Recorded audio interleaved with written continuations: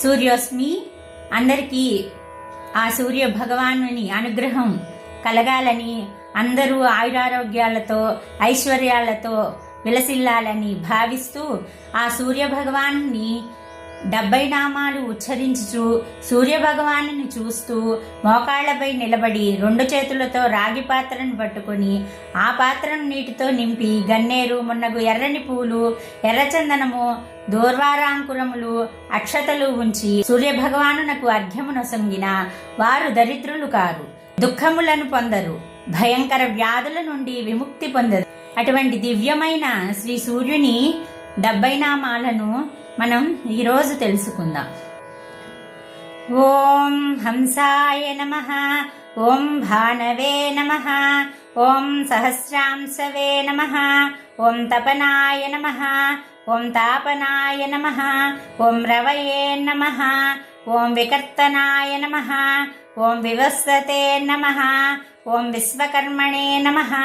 ఓం విభావసవే నమః, ఓం విశ్వరూపాయ నమః, ఓం విశ్వకర్తే నమః, ఓం మార్తాండాయ నమః, ఓం మిహిరాయ నమః, ఓం అంశుమతే నమః, ఓం ఆదిత్యాయ నమః, ఓం ఉష్ణగవే నమః, ఓం సూర్యాయ నమః, ఓం అర్యమ్నే నమః, ఓం బ్రద్నాయ నమః,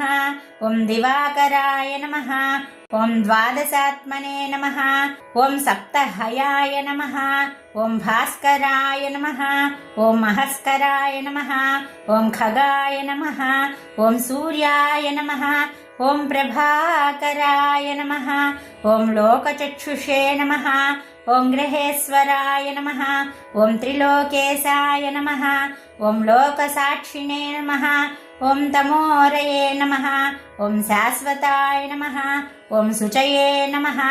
ఓం గవస్తిహస్తాయ నమః, ఓం తీవ్రాంశవే నమః,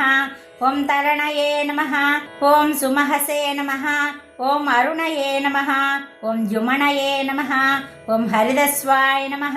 ఓం మర్కాయ నమః, ఓం భానుమతే నమః, ఓం భయనాశనాయ నమః, ఓం ఛందోస్వాయ నమః, ఓం వేదవేద్యాయ నమః, ఓం భాస్వతే నమః, ఓం పూష్ణే నమః, ఓం వృషాకపయే నమః, ఓం ఏకచక్రాయ నమః, ఓం మిత్రాయ నమః, ఓం మందేహారయే నమః, ఓం తిమిస్రగ్నే నమః, ఓం దైత్యగ్నే నమః, ఓం పాపహర్తే నమః, ఓం ధర్మాయ నమః, ఓం ధర్మప్రకాశకాయ నమః, ఓం హేళికాయ నమః, ఓం చిత్రభానవే నమః, ఓం కలిగ్నాయ నమః, ఓం తాక్ష్యవాహనాయ నమః, ఓం దిక్పతయే నమః, ఓం పద్మినీనాథాయ నమః, ఓం కుశేశయ నమః, ఓం హరయే నమః, ఓం ఘర్మరస్మయే నమః, ఓం దుర్నిరీక్ష్యాయ నమః, ఓం చండాసవే నమః, ఓం కశ్యపాత్మజాయ